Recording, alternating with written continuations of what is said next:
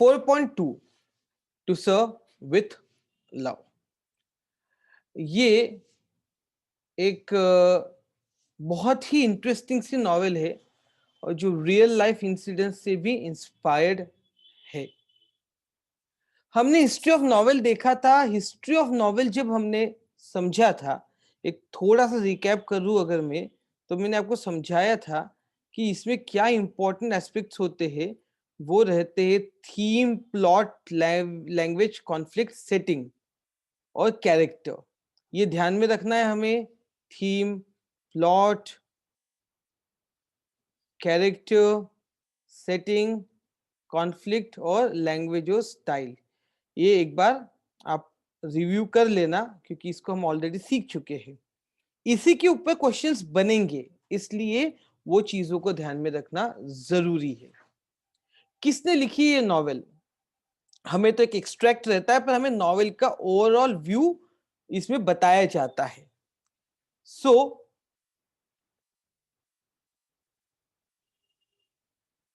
this is the name of the novel, E.R. Brethway. E.R. Brethway. So he is basically एक गयानीज born British American novelist.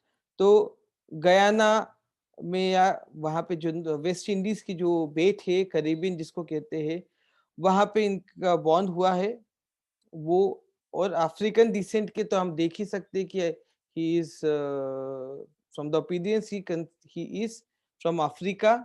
और British और America दोनों देशों में रहे हैं, दोनों देशों में उन्होंने लिखने का काम किया है, डिप्लोमेट भी रहे हैं। He was also a diplomat. So what exactly he writes about? He writes about social conditions or racial discrimination against black people. UK में बहुत ज्यादा था, ब्रिटेन में, अमेरिका में भी था, अभी भी है, दोनों जगह रेशियल डिस्क्रिमिनेशन बहुत ज्यादा है। और ये इनकी एक ऑटोबायोग्राफिकल नॉवेल है, टू सर्व विथ लव। ठीक है, वेरी फेमस नॉवेल। बहुत सी अलग अलग नॉवेल्स भी इन्होंने लिखी है, काइंड होम कमिंग हो, चॉइस ऑफ स्ट्रॉ हो। और सेट जो है ये लंदन में ही सेट रहे नॉवेल, यानी कि लंदन ही सेटिंग है, लंदन के ही वो आसपास घूमती है, लंदन की ही बैकग्राउंड में वो ये नॉवेल पनपती है, आगे बढ़ती है। जिसमें मेमोरायर है और ट्रीटीज अबाउट रेसिज्म है, कि जो उसको याद है, जो उसकी मेमोरी है, और मेमोरी के साथ साथ जो उनको रेसिज्म में जो उनको झेलना पड़ा है, वो सारी बातें। बहुत सी जो राइटिंग है ब्रैथवे की, ये है about the difficulties of being an educated black man. तो प्लीज अंडरस्टैंड कि what he means by educated black man. अब एजुकेटेड ब्लैक मैन को ये बताया जाता है, समझाया जाता है कि education is very important, it makes U A gentleman, equality की बात, दुनिया भर की सब की बुकिश बातें। और जब वो प्रैक्टिकल उस चीज को समाज में देखता है कि ऐसा कुछ भी नहीं हो रहा है, तो उसको क्या डिफिकल्टी फेस करनी पड़ती है, बिकॉज वो तो एक परसेप्शन बना के चल रहा है, what exactly has to set. He is also a social worker, a teacher, a simple human being who found himself in a set of inhuman circumstances. ठीक है, सो जैसे बात हुई है, ये एक ऑटोबायोग्राफिकल नॉवेल है। नरेटर एग्जैक्टली एक engineer, he is an engineer, but to make both ends but to make both ends meet, यानी अपना पेट भरने के लिए he accepts the job of the teacher. एक ईस्ट एंड स्कूल है लंदन की, उसमें रफ स्कूल है, थोड़ी सी लो ग्रेड स्कूल जिसको हम कह सकते हैं, वहां पे ऐसे टीचर का जॉब एक्सेप्ट करता है। The school is full of trouble maker students who were rejected from other schools for their behaviour. दुनिया भर के भगाए हुए स्टूडेंट इस स्कूल में आते हैं, और at the beginning the narrator is ridiculed and bullied by the student। बहुत परेशान करते स्टूडेंट शुरुआत में, but later वो क्या करता है, उसका डिटर्मिनर और डिजायर, डिमिनर और डिजायर, ये सक्सेसफुली अर्न करता है respect of the student. How it does it, that is the story is all about, ये बेसिक है। मेन कैरेक्टर में आपको रिकी ब्रेथवे दिखता है। रिकी ब्रेथवे नरेटर है। Gillian Blanchard, Mrs Dale Evans, Denham, Pamela Dare, Mrs Florian. अब ये कैसे है मेजर कैरेक्टर, तो ये नरेटर खुद है और उसके अलावा ये कहीं ना कहीं उसके स्टूडेंट से, और स्टूडेंट के अलावा कोई फैकल्टी हो सकते हैं, हमें पता चलेगा। और ये सब छोटे मोटे कुछ स्टूडेंट्स कुछ फैकल्टी, इनके सबके नाम है। ऐसे मेजर और माइनर कैरेक्टर्स भी है, तो हमें ध्यान में रखना who is a major character, who is a minor character. MCQ में पूछेंगे तो ध्यान में रखना चाहिए कि मेजर कैरेक्टर के नाम कितने हैं। मेजर भी ध्यान में रखा तो माइनर समझ में आ जाते हैं। बस इसमें ये ध्यान रखना है कि कोई बाहर का जो है कैरेक्टर उसका देख के आपको गलत एमसीक्यू में बेवकूफ न बनाया जाए। Now let's talk about the summary of the novel. Summary की हम बात करेंगे। इसमें हमें थोड़ा बहुत अंदाजा समरी में स्टोरी लाइन का आ जाता है, थीम का आ जाता है, और कैरेक्टर्स के बारे में भी समझ में आता है। समरी पूरी नॉवेल की है, एक्सट्रैक्ट की नहीं है। आपका पैटर्न ऐसा है, समरी ऑफ द नॉवेल आती है, नॉवेल की बात थीम ऑफ द नॉवेल आती है, तो समरी अलग थीम अलग, फिर सिनॉप्सिस ऑफ द एक्सट्रैक्ट आता है। इसका लिमिटेशन सिर्फ एक्सट्रैक्ट तक है और उसके बाद एक्सट्रैक्ट आता है। तो हम स्टेप बाय स्टेप हर एक चीज को समझेंगे, क्वेश्चंस कैसे बनते हैं, क्या बनते हैं, क्या एक्सप्लेन किया गया है, हम सारी चीजें समझना शुरू करेंगे। To serve with love is a work of fiction based on the life of author E.R. Brethwaite। तो बेसिकली वो कहते हैं फ्रिक्शन है, बट ये लाइफ है। बी आर ब्रेथवे ये ऑथर है, उनकी लाइफ पे बेस है। मेन कैरेक्टर कौन है? ई आर ब्रेथवे खुद एक मेन कैरेक्टर है, who works as an engineer in the oil refinery.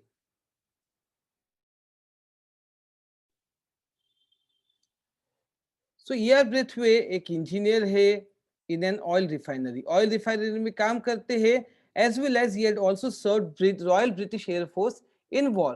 Okay, but war के बाद बड़ी अजीब समस्या हो जाती है। Being a black man he was unable to find employment. अब वॉर तो खत्म हो गया, तब तक तो उसका यूज कर लिया, अब अनएम्प्लॉयड है, ब्लैक मैन है, कोई काम देने को तैयार नहीं है। As a last resort he applied in school to become teacher. आखिरी यही था, एक स्कूल में मिलती है जगह, तो वहां पे अब कमाई तो करनी है, जिंदगी तो चलानी है, वहां पे टीचर बन जाता है। Surprisingly he is accepted at the Greenslade school in the London East End and is set to teach the senior class of the school.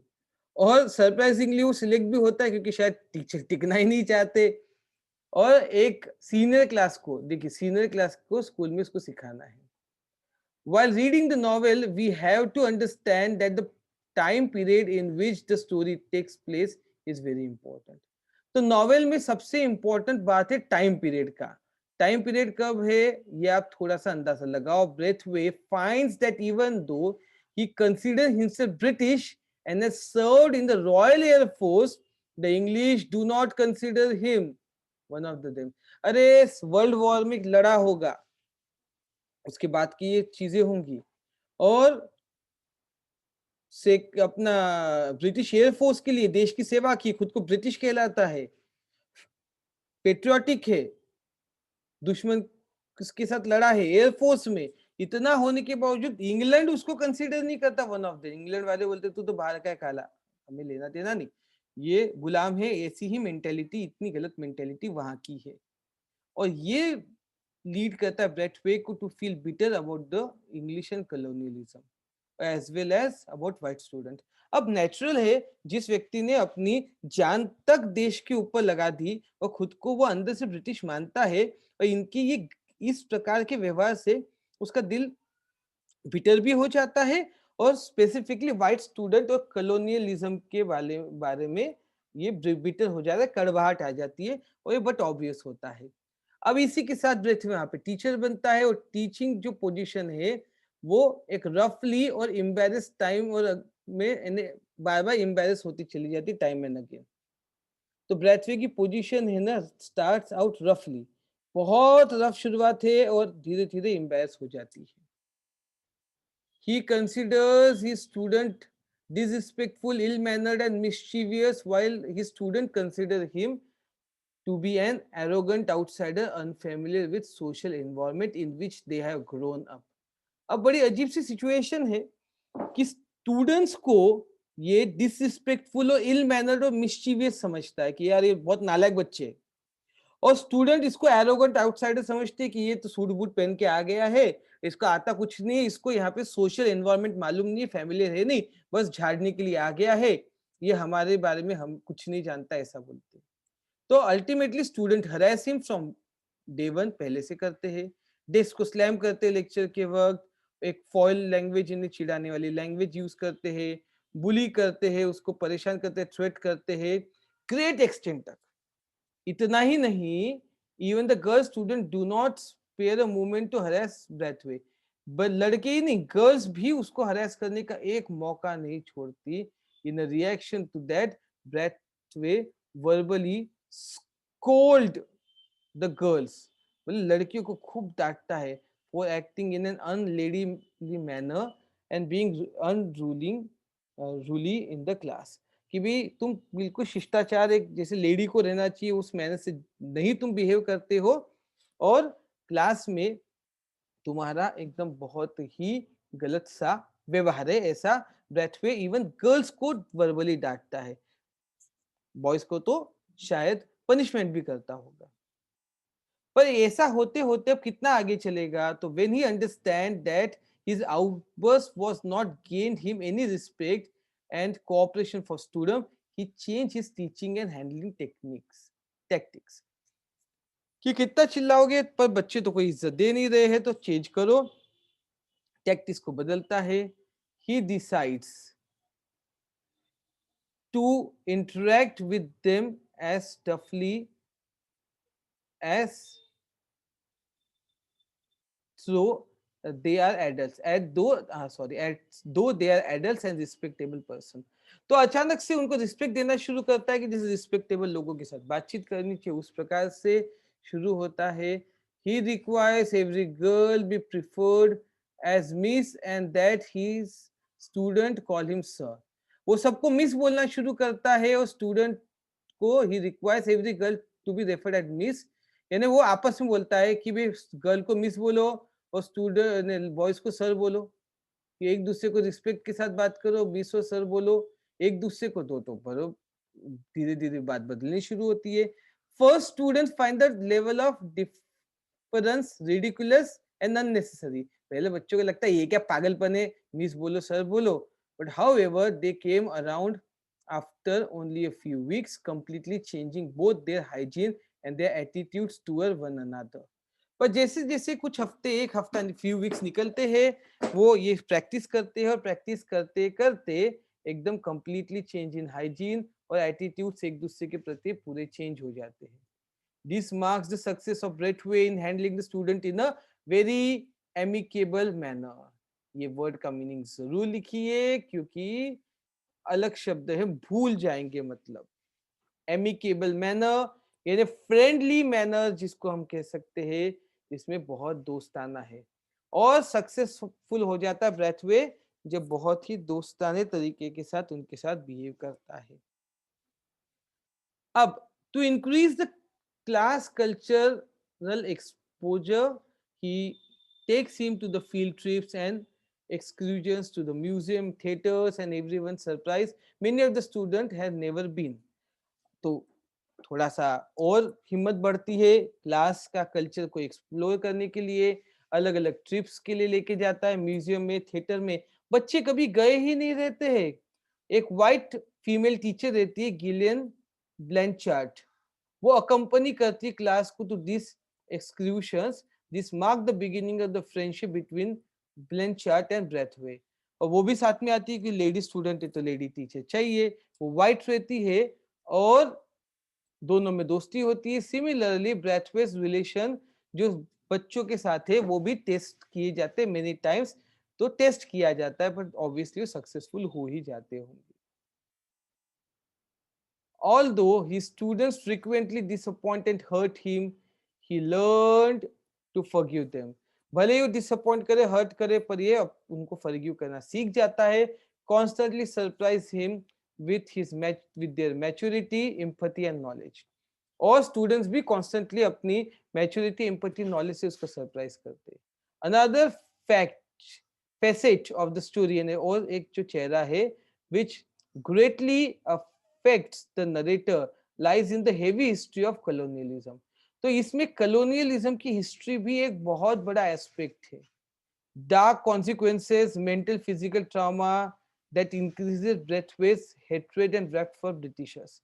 तो ये जितना ब्रिटिशर्स ने अन्याय किया है, जिस प्रकार से उन्होंने अलग अलग मुखौटे पहन के रखे, कुछ बताना करना, कुछ कॉन्सिक्वेंसेस कितने रहे हैं मेंटल, किसी का भी यूज कर देना फिर बीच में छोड़ देना, ये जो उनका कॉलोनियल पास्ट रहा है। और मेंटल और फिजिकल ट्रॉमा ये ब्रैथवे के हेट्रेड को इंक्रीज करता है, और ब्रैथ गुस्सा भी बहुत इंक्रीज करता है ब्रिटिशर्स के खिलाफ। He constantly felt the prejudicial effects of colonialism while living in London after World War II। World War two के बाद लंदन में रहते हुए कॉन्स्टेंटली उसका इफेक्ट उसके ऊपर होते रहता है। और and these negative experience frequently shape his thoughts and action. Negative experience से उसके थॉट्स एक्शन शेप भी होते हैं। ब्रैथवे को सरप्राइज होता है, शॉक होता है by the condition in which these student live, and also the physical trauma of the war that can be seen throughout his teaching environment। तो ब्रैथवे के साथ जो लाइफ में है वो ये है कि शॉकिंग कंडीशन जो है बच्चों की कैसे वो जी रहे हैं, और फिजिकल ट्रॉमा ऑफ वॉर जो ब्रैथवे को भी फेस करना पड़ा उसके टीचिंग एनवायरनमेंट में थ्रू आउट नजर आता है। ये about the summary of the novel. तो नॉवेल की समरी के ऊपर तो आपको समझ में आ गया कि मेन कैरेक्टर क्या है, मेन थी ये मेन समरी और स्टोरी लाइन क्या है। ठीक है, समझ में आया क्या? अगर ये हम बोलेंगे कि थोड़ा इसी के ऊपर एक क्वेश्चन हम पूछेंगे कि the narrator played a crucial role in bringing a significant change in the students, discuss the statement by citing some reference from the extract। तो ये एक्सट्रैक्ट में से हमें कुछ एग्जाम्पल लेने हैं जिससे ये समझ में आए कि सिग्निफिकेंट चेंज आप नरेटर बच्चों के मन में ला सका। तो क्या क्या आप लेंगे बताइए बड़ा, कैसे आप इसको लिखेंगे? तो इस प्रकार के आंसर को लिखने के लिए पहले तो आपको ये समझाना पड़ेगा कि प्रॉब्लम क्या थी। प्रॉब्लम क्या थी? Narrator was facing difficulty in handling students were disrespectful, ill-mannered and mischievous। Even student doesn't like narrator doesn't like student भी क्या सोचते थे? arrogant, outsider, unfamiliar and social। ये जो बात है ना हमने यहाँ पे देखी समरी में कि उसे हरेस करते थे, कि उसको भी वो इल मैनर्ड बच्चों को समझता था, ये उसको एरोगेंट और ये सब समझते थे। ठीक है, ये आपको लिखना पड़ेगा। ये हमारा इंट्रोडक्शन ऑफ द टॉपिक हो गया कि भी इंट्रोडक्शन है कि एग्जैक्टली क्या होता था, फिर उसका रिजल्ट क्या होता था, वो उसको बहुत हरेस करते थे। ओके, अब यहाँ तक तो आपने एक्सप्लेन कर दिया, बट हरेसमेंट के बाद उसने जो अपना स्टाइल चेंज किया, और स्टाइल चेंज में क्या किया उसने, अब आपको इंसिडेंट्स बताना पड़ेगा। स्टाइल चेंज में क्या किया उसने? मिस और मिस्टर सर बोलने की आदत डलवाई, और धीरे धीरे after few weeks completely changing both the hygiene and attitudes towards one another. एक दूसरे के बारे में वो सिचुएशन चेंज हो गई। तो यहाँ से आप जो बात करें सिग्निफिकेंट चेंज की बात है, तो पहले प्रॉब्लम क्या थी? इन शॉर्ट प्रॉब्लम क्या थी, उसकी वजह से सिचुएशन क्या थी? प्रॉब्लम दोनों एक दूसरे के साथ कंफर्टेबल नहीं थे। बच्चों के मन में टीचर के प्रति, टीचर के मन में बच्चों के प्रति नफरत। और जब वो थोड़ा सर और मैडम बोलने लगते हैं तो धीरे धीरे फिर सिचुएशन बदलती है, और फिर सिचुएशन कैसी बदलती है? तो एक दूसरे को रिस्पेक्ट करने लगते हैं, और वो बहुत एक दूसरे के साथ अच्छा ट्रीटमेंट करने लगते हैं। ये आपको समझाना पड़ेगा। Got it? यस और नो? समझा कि नहीं समझा? Yes, Yes, sir. sir. है ना? Yes, sir. तो ये थीम हो गई समरी ऑफ द नॉवेल। हम थीम पे चलते, थीम पे क्वेश्चन ज्यादा पूछे जाते हैं। More questions are on the theme. तो theme of the novel, theme of the novel क्या है? स्टूडेंट और टीचर की रिलेशनशिप है, प्रेजुडाइज है और रेसिज्म है। तीन चीजें major theme. Student teacher relationship, prejudice पहले से मन में एक बना के रखना। मन में क्या बना के रखा प्रेजुडाइज में? प्रेजुडाइज में ये बना के रखा है कि टीचर ने बना के रखा है कि बच्चे इल मैनर, डिसरिस्पेक्टफुल, मिस्chievous है, और स्टूडेंट्स ने उसको एरोगेंट, अनफेमिलियर और विद सोशल एनवायरनमेंट ऐसा सोच के रखा है। ये भी थीम का पार्ट है, मेजर थीम है।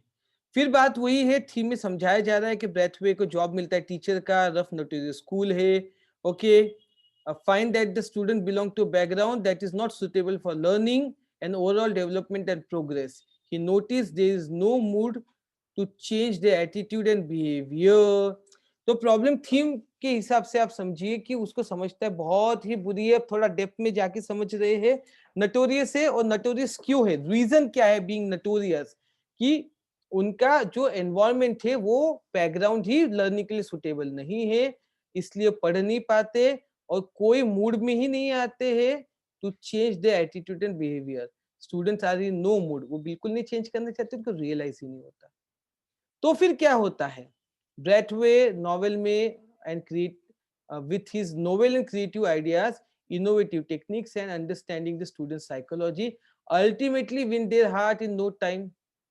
Though he was bullied, harassed, mentally, physically tortured, many times he didn't lose his patience and continue implementing his novel ideas and techniques that help him in bring the significant change in students' lives. तो ब्रैथवे की novel ideas और innovative techniques की वजह से वो सब बदलाव आता है, और भले ही उसको बहुत परेशान किया जाए, वो पेशेंस लूज नहीं करता और इम्प्लीमेंट करता है सब टीचिंग और टेक्निक्स को। रेसिज्म 19 मिड 40s में ग्रेट ब्रिटेन में एक बहुत प्रिविलेंट था, बहुत ही प्रोमिनेंट था, हर जगह दिखता था। टाइम पीरियड जो है टू सर्व विथ लव का, ये आपको primary significance in the novel आपको समझ में आता है कि 1940 का है, सेकेंड वर्ल्ड वॉर का, इसे टाइम पीरियड समझो उस वक्त की सिचुएशन क्या थी। Narrator repeated incidents in which he experienced the racism of white Britons, including encounters in burst at job or green slate school, even searching house or restaurant with his girlfriend। अगर हर जगह उसको racism झेलना पड़ा, बस में बैठो Britain's, हर जगह उसको रेसिज्म ही झेलना पड़ा, डिस्क्रिमिनेशन झेलना पड़ा, इंटरव्यू में जॉब नहीं देना, स्कूल में उसको ब्लैक होने की वजह से दूर रखना, घर अगर ढूंढ रहे हैं या रेस्टोरेंट में गर्लफ्रेंड के साथ जा रहा है, हर जगह रेसिज्म रेसिज्म रेसिज्म, ये थीम है। इसलिए रेसिज्म मेजर थीम में से एक होती है, प्रेजुडाइज, रेसिज्म और रिलेशनशिप। अब Braithwaite is stuck by unexpectedness of such prejudice, और यही प्रेजुडाइज उसके दिमाग में बैठ गया है। ब्रिटिश गयाना का वो brought up in British Guyana, and he is viewed himself British citizen. अब ब्रिटिश कॉलोनी में पल के बड़ा हुआ है, खुद को ब्रिटिश सिटीजन समझता है, वो खुद को ब्लैक नहीं समझता। ब्रिटिश कॉलोनी में ग्रेट ब्रिटेन को रॉयल एयरफोर्स में सर्व किया है, और वहां पे उसको रिस्पेक्ट और एस्टीम भी मिलती मिलती थी ना, एयरफोर्स का था। The day he left the job, he find himself to be an outsider. जब तक वो एयरफोर्स में था तब तक सब ठीक था, सब रिस्पेक्ट मिलती थी। जैसे ही वो एयरफोर्स छोड़ के आता है, अचानक से उसकी रिस्पेक्ट भी गायब हो जाती है। Brathwaite's extensive experience and education was of no use in job interviews. Job interview में कोई उस पे ध्यान नहीं दे रहा है। Okay, he is informed that the job has already been filled and he is overqualified for it. बहुत ज्यादा तुम्हारा एजुकेशन है, जॉब तुम कर नहीं सकते, ऐसे अलग अलग बहाने बनाए जा रहे हैं। और this heighten Brathwaite sense of betrayal from British, और उसके दिमाग में प्रेजुडाइज है, बिल्कुल उसका मन बन जाता है कि ब्रिटिशर्स ने उसे धोखा दिया है और उसके साथ गलत किया है। Interestingly, he never lash out physically and only rarely does he do so verbally. पर वो अपना गुस्सा ना तो फिजिकल निकालता है ना वर्बल निकालता है। He exhibit patient endurance at time, at others he describe the way the rage inside him is transferring into hatred. तो वो एग्जिबिट पेशेंस करता है, और अदर्स भी जो है, and at others he describe the way to rage inside him, तो is transforming into hatred. और जो रेज उसके अंदर भरा हुआ है वो हेट्रेड में बदलते जा रहा है। वो डिस्क्राइब करता है कि जैसे लोग उसके को ट्वीट करते तो छोटा सा गुस्सा एकदम बड़े नफरत में बदल रहा है। So strong that he desire to hurt those who treat him unfairly. इतना ज्यादा कि जो उससे अच्छे से बात नहीं करते उसको वो ट्रीट अनफेयरली ट्रीट करना चाहता है।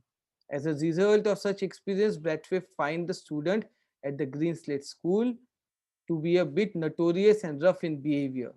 इसलिए जब वो वहां पे जाता है स्कूल में देखता है कि अरे ये तो नोटोरियस है, बिहेवियर में रफ भी है, but with proper care and treatment all the students would surely achieve success and desired goal in their life. पर प्रॉपर केयर के वजह से बच्चे वहां पे अच्छी से पढ़ भी पाएंगे, सक्सेस भी अचीव करेंगे और अपने गोल्स भी अचीव करेंगे अपनी जिंदगी में। ये भी बात बनती है।